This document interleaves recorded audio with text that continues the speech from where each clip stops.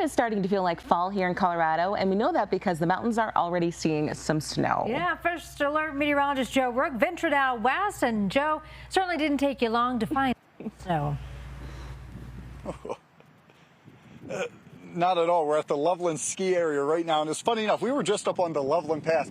You can just see a lot of snow did actually fall, and we had some friends out there backcountry snowboarding. So you outdoor weather enthusiasts, hey, now's the time you can come and take advantage. I want to show you snow totals though, because it was an impressive little event. You see Loveland ski area was up to about 10 inches. Then you do jump up towards the Copper Mountain area as the car passes. They picked up 11 inches. Other areas not quite as impressive. And then if you do switch to video from earlier this morning, it was actually pretty bad driving conditions. A classic storm that you would expect out across I-70. Travel impacts right by the Eisenhower Tunnel, which is actually where we're at. We ventured here, and the roads are just wet up to this point, but there were travel impacts. And let this serve as a reminder, you know, you're enjoying the 70s down there across the plains and in Denver.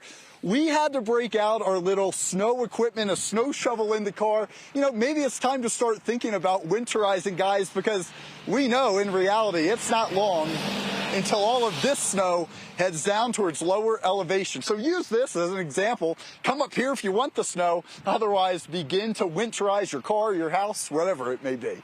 Great advice. You look like you're having so much fun out there, Joe. I love it. I love it. I'll bring a snowball back. It's good snow. It is good snow. All right, Joe. Thank you so much. Might melt on the way down there. Right, that's true.